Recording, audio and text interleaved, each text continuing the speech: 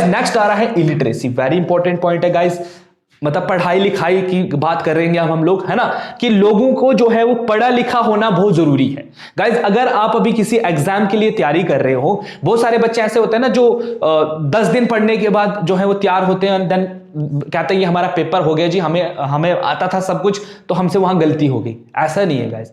Simple logic ये है आपका कि आप 10 दिन पढ़ो या 20 दिन पढ़ो या 3 महीने पढ़ो, बात हो रही है आपके रीजनिंग की। आपका एग्जामर आपसे पेपर ले रहा है किस लिए? ताकि आपकी एबिलिटी को चेक कर रहा है, that buddy I am giving you an authority whether you are able to handle this और नॉट। बात सिर्फ इतनी सी है। अगर आप किसी कंपाइलर के लिए पढ़ रहे हो या आईएएस के लिए, केएस के लिए पढ़ रहे हो, एग्जाम लेने का सिंपल मतलब है कि आपके लॉजिक को चेक करना कि भाई हम तुमको एक अथॉरिटी दे रहे हैं कि क्या तुम इसको अथॉरिटी को मतलब संभाल सकते हो, है ना। बात सिर्फ थी उसी को चक्कर में आपका एग्जाम जो है वो लिया जा रहा है। ये कोई ऐसा नहीं है कि एग्जाम जो है, अब पहले भी तो होते थे, जब राजा महाराजा होता था वो कैसे किसी को भी बैठा देता था, तो उस टाइम करप्शन ज्यादा होती थी, प्रॉब्लम्स होती थी, है ना, उनको समझ ही नहीं आता था। लेकिन आज जो बात हो रही है वो इसीलिए होती है कि एक पढ़ा लिखा इंसान ही एक अच्छी जगह पर बैठेगा, मेहनत करेगा, मेहनत करके जब जिस पोस्ट पे पहुंचता है ना, वो करप्ट होता है, वो हर काम जो है वो सोच समझ कर करता है। इसीलिए आप हमारे लिए पढ़ाई लिखाई जो होना बहुत जरूरी है। सिर्फ जॉब को लेकर ही नहीं बल्कि दूसरे लाइफ के स्पेयर जो हैं उनके बारे में भी आपको जो है अवेयरनेस होनी चाहिए। गाइस बात हो रही है डेमोक्रेसी में, तो डेमोक्रेसी की एजुकेशन भी आपके लिए बहुत जरूरी है। आप लोग जो है आपको पता होना चाहिए कि हम जो है हमारी वजह से हमारा देश चलता है, हम लोग कैसे अपने देश को चला सकते हैं। कितने ही लोग ऐसे होंगे जिनको यह चीज पता होगी कि हमारा देश हम लोगों की वजह से चलता है, हम लोग अंगूठा लगाते हैं, वोट डालते हैं तो गवर्नमेंट बनती है, तो गवर्नमेंट पूरे देश को चलाती है। किसी को भी नहीं पता होगा गाइस, बहुत कम लोग ऐसे होंगे। आप में से बहुत सारे बच्चे फॉरफ्लंग एरिया से होंगे, पूछना जरा किसी को कि कितने लोगों को पता होगा कि डेमोक्रेसी क्या होती है और आप लोगों के पास डेमोक्रेसी में कितनी पावर है। उनको कुछ पता नहीं होगा, just because of what, because of क्योंकि उनके पास एजुकेशन नहीं है, उनके पास कोई एक्सेस नहीं है एजुकेशन का। आज के टाइम पर आप लोग अवेयर हो, फेसबुक, इंस्टाग्राम, ट्विटर, व्हाट्सएप, ये सब चीजें आप यूज करते हो जहां से आपको आए दिन नई नई इंफॉर्मेशन जो है वो मिलती है। उन लोगों के टाइम पे वो नहीं था, इसलिए वो लोग अनअवेयर थे। आज आप लोग खुद को अवेयर कहते हो, है ना, 12th 10th ग्रेजुएशन पढ़ते हो आप लोग, है ना, अवेयर होते हो चीजों को लेकर कि आपको समझ आता है। जैसे अभी आप पेपर के लिए पढ़ रहे हो तो आपको करंट अफेयर पढ़ रहे होंगे तो आपको दुनिया का सिस्टम पता चल रहा होगा कि कैसे क्या चल रहा है, इंडिया में क्या हो रहा है, कैसे हो रहा है ना। आप लोग जो है जब आपको पता है कि सिंपल आपने ये याद रखना है कि आपके पास पॉलिटिकल एजुकेशन होना बहुत जरूरी है।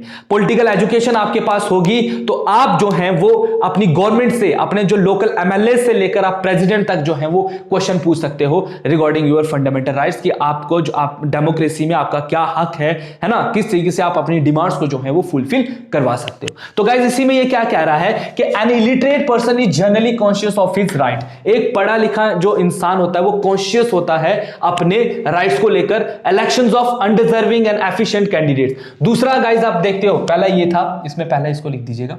पहला क्या है कि illiterate person is generally conscious of his right. एक पढ़ा लिखा इंसान जो होता है उसको अपने राइट्स के बारे में पता होता है, बावजूद उसके जो अनपढ़ होता है उसको कुछ पता नहीं होता। जो लोग अनपढ़ होते हैं गाइस, अगर आप ही में से बहुत सारे लोग पढ़े लिखे तो कल को कहीं जॉब भी करोगे ना तो आपको थोड़ी, अगर आप पढ़े लिखे हो तो थोड़ा क्लरिकल काम ही आपको देगा, ऐसा नहीं। अगर आपको कुछ नहीं आता होगा तो फिर वो बोलेगा भाई बोरियां उठानी है, यहां से वहां करनी है ना। तो इंसान के रीजनिंग के बेस पर उसको काम मिल रहा है गाइस, याद रखिएगा। तो यहां पर भी तो आपको पता होना चाहिए कि आपका जो पॉलिटिकल सिस्टम है वो क्या है, कैसे वर्क कर रहा है। आपके लीडर्स जो हैं वो थोड़े अवेयर होने चाहिए, है ना। इलिटरेसी आपको हमेशा जब भी वोट देना है तो आप किसी पढ़े लिखे लोगों को, जैसे अभी डीडीसी के इलेक्शंस हुए, मेजॉरिटी ऑफ कैंडिडेट इस बार जो डीडीसी के इलेक्शंस में थे they are from good education background, है ना। तो हम लोग होप कर सकते हैं कि नहीं, आने वाला जो टाइम है हमारा थोड़ा अच्छा होने वाला है ना। तो पहले क्या होता था, पता ही नहीं है लोगों को क्या है डीडीएस इलेक्शन, ये सब क्या है, कुछ पता नहीं है। आजकल लोगों में अवेयरनेस काफी ज्यादा हो गई है पॉलिटिकल सिस्टम को लेकर। अब लोग जो है वो पॉलिटिक्स को जो है वो जांच रहे हैं, उनको समझा रहे हैं कि कैसे क्या करना है ना। तो कहीं ना कहीं लोगों के अंदर कॉन्शियसनेस जो है वो काफी ज्यादा हो गई है। दूसरा है guys elections of undeserving and efficient candidates. Guys आप देखते हो कि डेमोक्रेसी में क्या होता है, हमारे यहां पर मोस्टली हमारे जो कैंडिडेट्स खड़े होते हैं उनको पता ही नहीं होता है है ना। मेजॉरिटी ऑफ तो क्रिमिनल्स हैं यहां पर, जिनके ऊपर हजारों केस चल रहे हैं, मर्डर का, चोरी का, डकैती का, किस किस का, और वो लोग जो है वो गुंडागर्दी से जो है वो पॉलिटिक्स में उतर रहे हैं। क्यों? क्योंकि हम लोग अवेयर हैं, हमें पता ही नहीं है क्या हो रहा है। हमारे यहां पर लोगों को पता ही नहीं उनके राइट्स क्या है, उनका एक वोट कैसे पूरे सिस्टम को बदल सकता है, इस चीज का उनको पता नहीं है। जिसकी वजह से क्या हो गया गाइस, जो बंदा जिस पोस्ट के लिए काबिल ही नहीं है वही बंदा वहां पर जा रहा है। अब वहां पर जाते ही वो फिर कैसा आतंक मचाता है, इसकी आपके पास ढेरों एग्जाम्पलें होंगी। आपके आस पड़ोस में भी ऐसे बहुत सारे मिनिस्टर्स होंगे या लीडर्स होंगे जिनके आप अच्छे से जानते होंगे। तीसरा ये कह रहा है, illiterate persons are easily swayed by the misleading propaganda of anti national elements. Anti national elements की अगर मैं बात करूं गाइस, जो कि एक देश को तोड़ने के लिए काफी है। एक देश के खिलाफ जब भी आप अभी जैसे आप एंटी नेशनल किसको कहोगे, जो लोग देश के खिलाफ बोलेंगे, तो कौन बोलता है? जो इलिटरेट पर्सन होते हैं, जिनको समझ नहीं है। मैं अगर आपको बहकाऊं, अगर आप पढ़े लिखे हो, क्या आपके पास अपनी सोच नहीं है कि आप लोग राइट और रॉन्ग में डिसीजन कर सको? हम लोग क्यों किसी के अंडर में आए? अगर मैं आपको बोलता हूं कि चांद पे भी लाइफ है, तो कितने लोग होंगे जो, आप पढ़े लिखे हो, आप बोलोगे पागल हो, उधर ऑक्सीजन नहीं है तो लाइफ कैसे पॉसिबल है। लेकिन अगर आप एक अनपढ़ आदमी को बोलोगे तुझे पता है चांद पे भी लाइफ है, ये जो चांद तू देखता है ना, जो रात को चमकता है, उसका अपना सूरज है, वो मान लेगा, बिकॉज उसके पास कोई नॉलेज नहीं है कि क्या है उसके लिए। तो उस जैसे बंदे को आप कुछ भी बता दो, वो तो हमेशा वही करेगा। तो हमारे यहां पर क्या होता है, मिसलीड किया जाता है, उनको प्रोपेगेंडा किया जाता है उनके लिए, और उनको जो है वो जब फिर इलेक्शंस टाइम होते हैं, जब गवर्नमेंट बनानी होती है कुछ, उस टाइम इनको जो है वो एंटी नेशनलिस्ट, इनके खिलाफ जो है वो फीलिंग्स इनके अंदर जगाई जाती है, जो कि एक बहुत बड़ी गलत बात है। आप जिस देश में रह रहे हो, आप सिंपली देख लो कि आपको कैसे गवर्न होना है। आपको क्या पड़ा है बाकी देशों के साथ, क्या हमें क्या पड़ा है पाकिस्तान के साथ क्या हो रहा है, नेपाल के साथ क्या हो रहा है, श्रीलंका में क्या हो रहा है। हमें सिंपली अपनी इंडिया को देखना है, हमें simply as a citizen of India होकर जो है वो सोचना है, नॉट कि हम लोग किसी कम्युनिटी को बिलोंग करते हैं, किसी कास्ट को बिलोंग करते हैं। हमने खुद को रेस, कलर, क्रीड या जेंडर के बेस पे नहीं बांटना है, बल्कि एकजुट होकर एज अ इंडियंस होकर जो है वो सोचना है। तब जाकर हम लोग डेमोक्रेसी को उसके राइट पोजीशन पर जो है वो पहुंचा सकते हैं। अगर ऐसा नहीं करेंगे तो डेमोक्रेसी हमारी सिर्फ नाम की और कागजों में ही रह जाएगी, बाकी इसका जो वजूद होगा वो खत्म हो जाएगा एक टाइम पर आकर। तो गाइस सिंपल इसमें इलिटरेसी में क्या है, मेरे को आपको बताने का मतलब यह है कि कॉन्शियस रहना है आपने। पॉलिटिकल एजुकेशन जितनी हो सके लोगों तक पहुंचाइए, खुद भी अवेयर रहिए और लोगों को भी अवेयर कीजिए, जिससे कि आपके जितनी भी प्रॉब्लम्स होंगी वो सॉर्ट आउट हो जाएंगी, और आपकी डेमोक्रेसी जो है, जो इलिटरेसी आपके डेमोक्रेसी के लिए प्रॉब्लम है, वो खुद ब खुद एक उसके लिए गुड स्टेप जो है वो बन जाएगा। गाइस तीसरा आ रहा है कास्टिज्म एंड कम्युनलिज्म। कास्टिज्म में आपको समझा चुका हूं कि कास्ट में क्या इशू होते थे।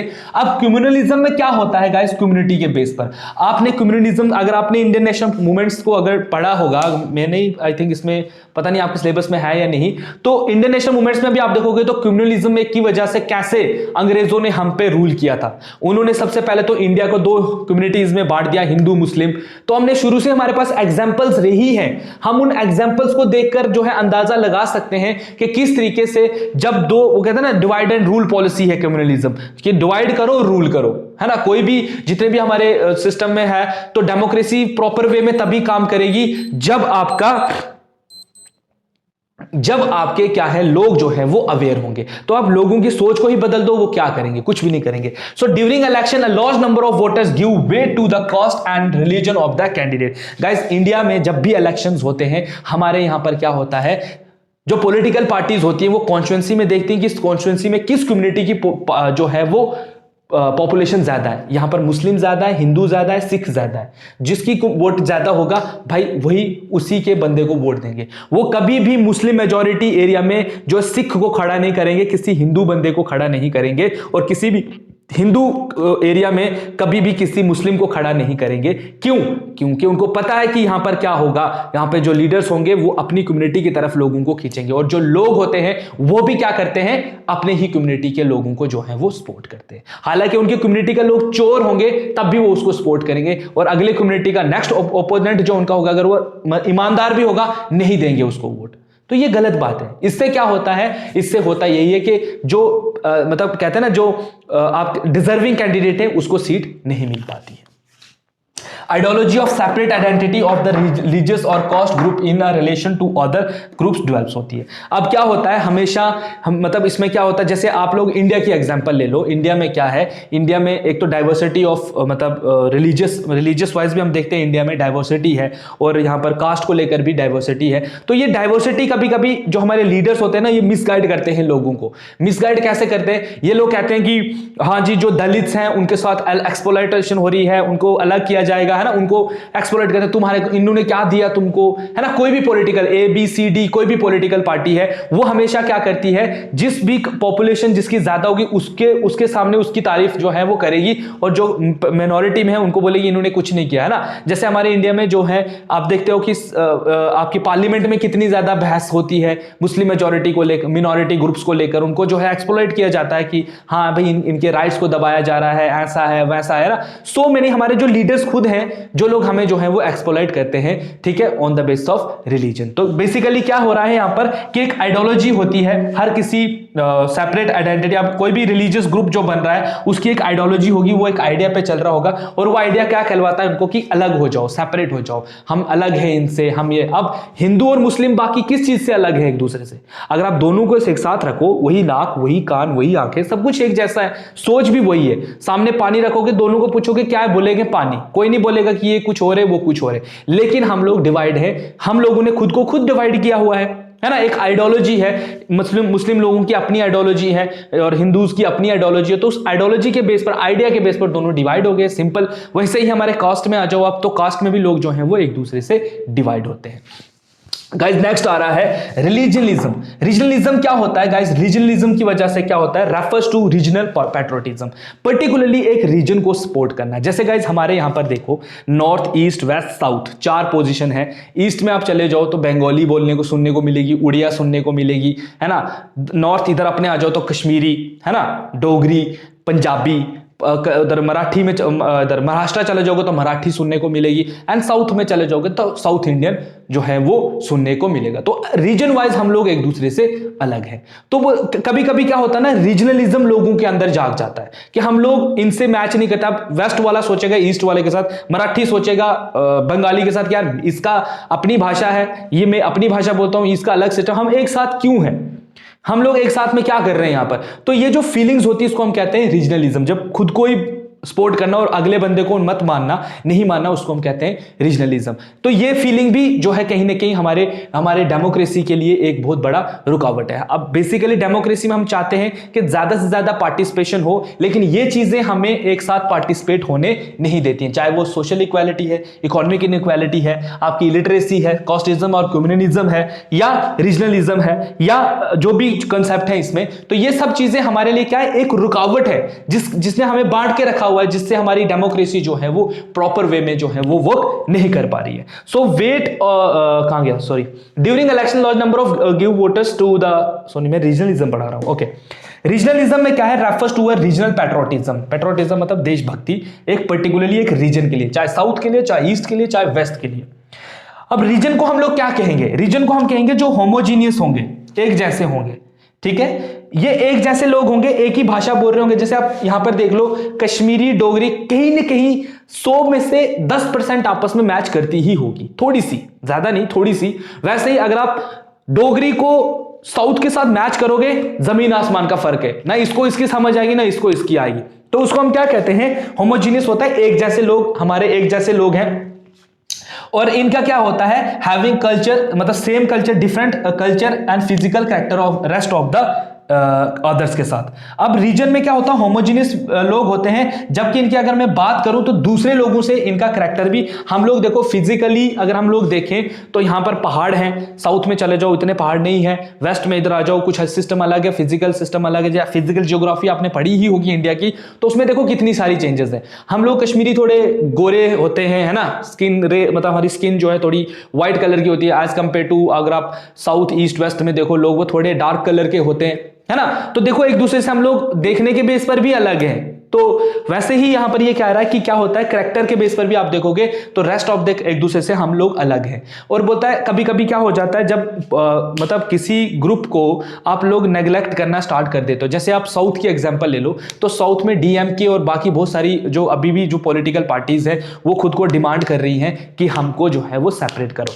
या इसकी एग्जांपल अगर आपने रीजनलिज्म की देखनी है तो जब इंडिया और पाकिस्तान को जो है वो क्या किया गया था, सेपरेट किया गया था, वो भी कहीं ना कहीं रीजनलिज्म की फीलिंग थी। ठीक है, दो कम्युनिटीज के बीच में था कि हम लोग नहीं रह सकते हैं एक साथ क्योंकि माइनॉरिटी मेजॉरिटी का कोई इशू था। ठीक है, तो ये क्यों होता है, दिस फीलिंग में rise due to continuous neglect of the area और रीजन बाय रूलिंग अथॉरिटीज। जो रूलिंग अथॉरिटी आपकी रूल कर रही है लोगों पर, अगर वो पर्टिकुलरली एक ही जगह पर फोकस करे और रेस्ट ऑफ द दोनों को ना देखे, तो लोगों के अंदर जो है वो फीलिंग जो है वो आना स्टार्ट हो जाती है कि ये यार हम लोग तो ये हमारी सुनते नहीं। जैसे मैं आपको अभी बताया कि डीएमके और वो कहते हैं कि यार ये जो दिल्ली में हुकूमतें बनती हैं ये हम साउथ के लोगों को समझते नहीं कुछ, क्यों, क्योंकि ना वो हिंदी बोलते हैं, वो इंग्लिश बोलते हैं, और आपने कभी साउथ को इतना, आपको भी बहुत सारे लोगों को साउथ के बारे में कुछ पता नहीं होगा कि वहां पर हमें ऐसा लगता है कि वो पीसफुल स्टेट्स हैं, लेकिन वहां पर भी बहुत सारे इश्यूज हैं। तो वो लोग अब डिमांड कर रहे हैं कि हमें सेपरेट होना है, हमें नहीं रहना है इंडिया यूनियन के साथ, है ना। डीएमके वगैरह जैसे वो बोलते रहते हैं, उधर भी प्रोटेस्ट जो है इन चीजों को लेकर चल रहे हैं। तो गाइस जो अब देखिए एक और टर्म हमारे यहां पर होती है सेपरेटिज्म। सेपरेटिज्म मतलब होता है अलग हो जाना। जब रीजनलिज्म बिल्कुल पीक पे होता है ना, जब आप पर्टिकुलरली रीजनलिज्म धीरे धीरे धीरे धीरे धीरे, वो कहते हैं ना, जब रीजनलिज्म के मतलब जैसे आप प्रेशर कुकर में चावल डालते हो तो वो धीरे धीरे प्रेशर करता है ना, और अगर आप उसको हवा ना निकले तो वो फट जाता है। वैसे ही रीजनलिज्म जब धीरे धीरे धीरे धीरे बढ़ता है तो वही जन्म देता है आपके सेपरेटिज्म को। सेपरेटिज्म का मतलब होता है फिर बिल्कुल अलग हो जाना, सेपरेट हो जाना, जो रेस्ट ऑफ द लोग होंगे उनके साथ नहीं रहना है बल्कि हमें बिल्कुल अलग रहना है। इसके एग्जांपल में अगर आपको देखूं तो सिंपल, आपके घरों में आपने देखा होगा बंटवारे टाइप होते हैं, हमारे जो चाचा चूचा जो एक साथ में रहते हैं वो अलग हो जाते हैं। क्यों होते हैं, बस यही छोटे छोटे मसले होते हैं, फिर वो छोटे छोटे करके जो है वो बड़ा मसला होता है। फिर लोग सोचते नहीं यार अब हम शायद एक साथ में नहीं रह सकते, हम अलग होंगे तो सही सेफ रहेगा, है ना। तो वो उसको हम कहेंगे सेपरेटिज्म। ठीक है, सेपरेट हो जाना। सो गाइज ये थे कुछ इंपॉर्टेंट कंसेप्ट जो आपको शायद समझ आए हो। इन सब का अगर आप जोड़ के देखोगे ना तो इन सब की वजह से क्या हो रहा है, हमारी डेमोक्रेसी जो है वो प्रॉपर वे में काम नहीं कर पा रही है। चाहे वो सोशल इक्वालिटी हो, चाहे वो इकोनॉमिक इक्वालिटी हो, या इलिटरेसी हो, या कास्ट या कम्युनिज्म हो, या रीजनलिज्म हो, या सेपरेटिज्म हो, ये कहीं ना कहीं जो है प्रॉब्लम रहती है। देखिए इस वीडियो में ना तो हम किसी के पर्सनली किसी के रिलीजियस जो है सेंटिमेंट को हर्ट कर रहे हैं, सिंपली आपको समझाने की कोशिश कर रहे हैं कि क्या हो रहा है। ठीक है, तो इसको पर्सनली नहीं लेना है, ठीक है, एज अ उसको नॉलेज की तरह लो, ठीक है।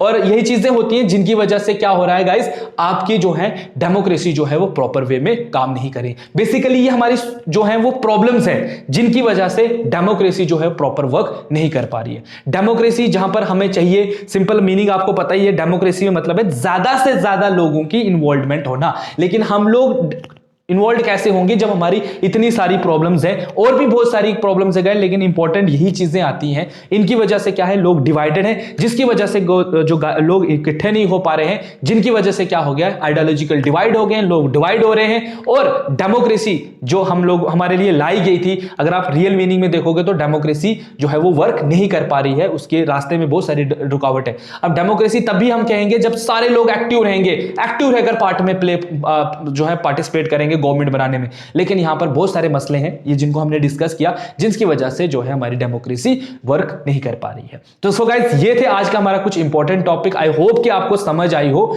ठीक है, काफी लंबा टॉपिक आई थिंक हो गया है, लेकिन क्या करें, समझाना हमारा काम ही है आपको समझाना।